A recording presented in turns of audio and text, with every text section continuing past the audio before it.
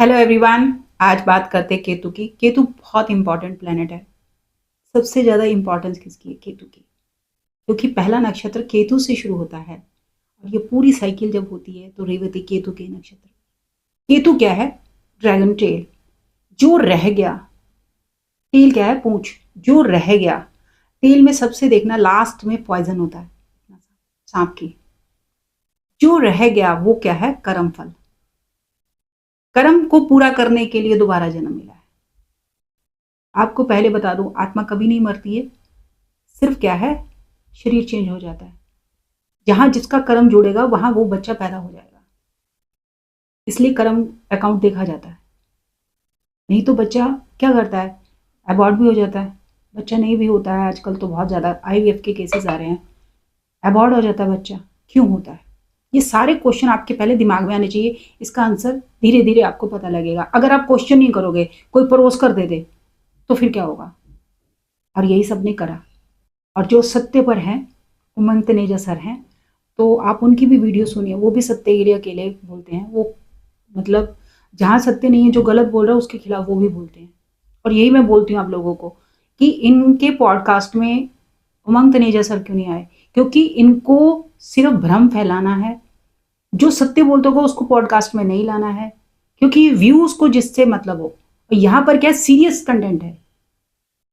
Number, conductor, कुआं, मुझे ये बिल्कुल नहीं अच्छा लगता। और अपने जैसे ही ये करोड़ों लोगों को और बना रहे हैं। और बहुत शान से बोलेंगे हम संदीप बजाज सर के वो हैं स्टूडेंट। मैं कहता तो फिर मैं क्या करूं? और बिना कुंडली देखे प्रश्न कुंडली में सारी कैलकुलेशन कर दी। अब उसके पास कोई जवाब नहीं था। अभी मुझसे कह रहा मेरा सेमिनार ज्वाइन कर लो।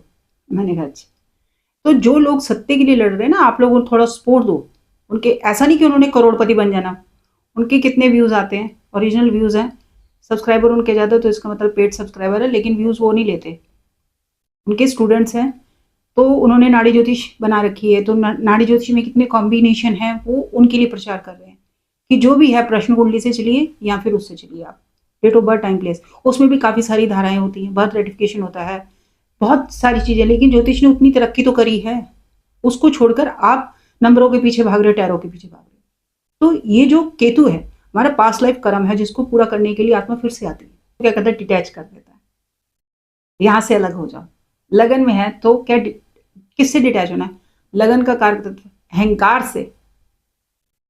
सिग्निफिकेटर हमेशा याद रखना, फर्स्ट लगन का सूर्य है।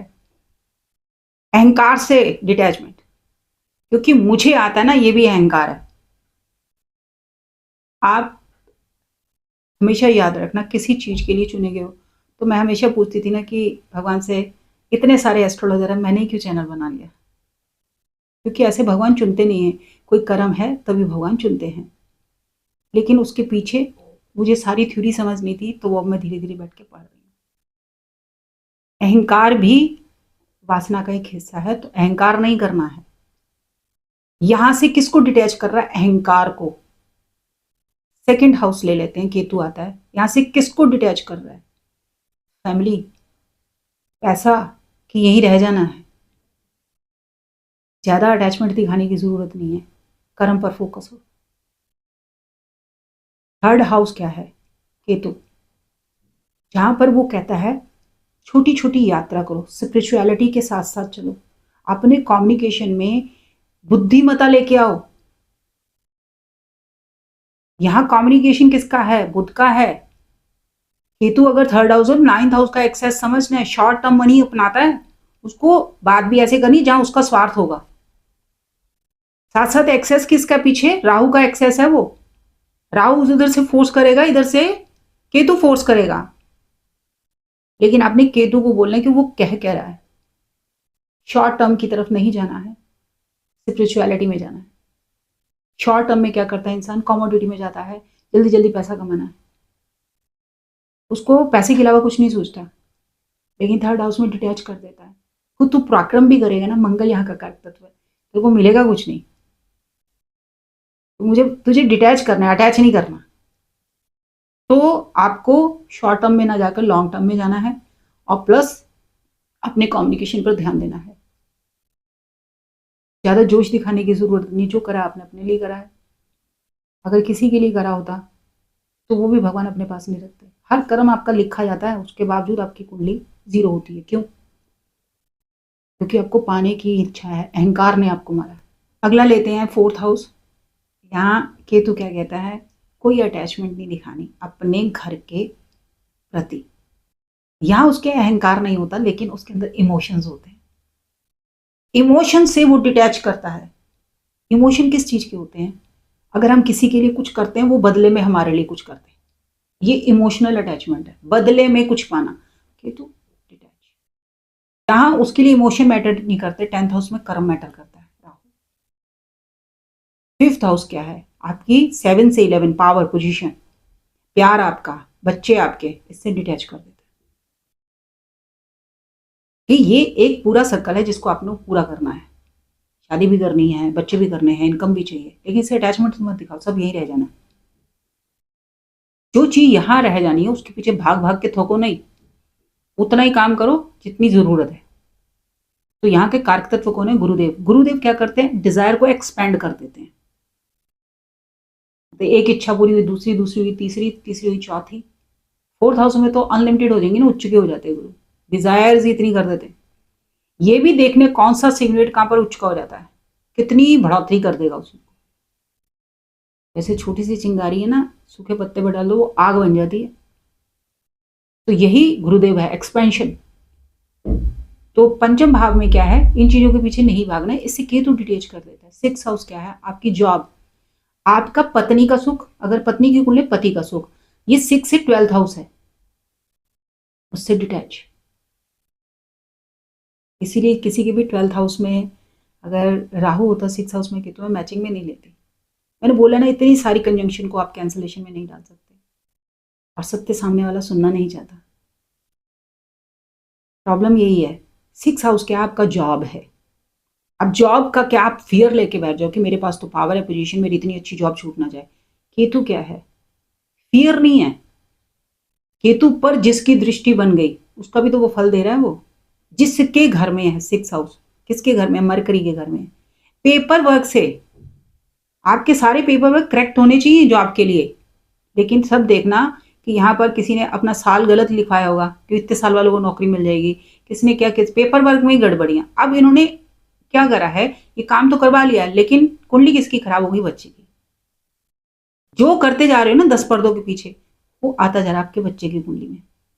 ये सबके साथ होगा। यहाँ 6th हाउस में केतु क्या है? हमारा लोन, जो हम लेते हैं लोन, यहाँ बहुत लोन लेता है इंसान। इसीलिए मैं 6th हाउस में केतु, जिसका मैं लेना ही नहीं है, जैसा है वैसा करो। थोड़ा सा भी उसके मन में भी ये आ रहा होगा ना कि लोन लेना है, अभी लिया नहीं होगा, मैं मन में भी नहीं लाना, नमक के साथ फिर रोटी खाओ। एक बार लोन का चक्का घुमा तो मार्स तो फोर्स ही करेगा उसको।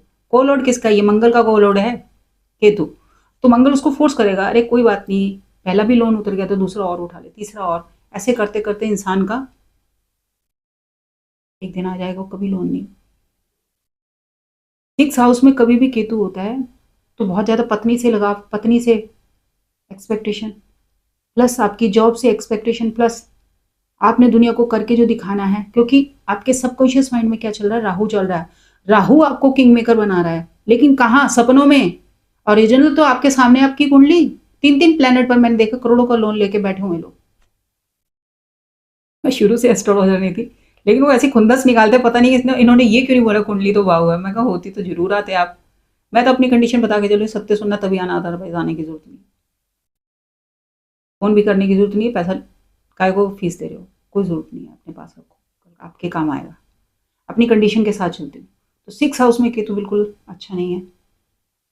तो यहां पर वो किससे डिटैच कर रहा है? प्यार से। किस के प्यार से? पत्नी के प्यार से, जॉब से, पेपर वर्क की जितनी गड़बड़ी करी उसको करेक्ट करने के लिए बोल रहा है।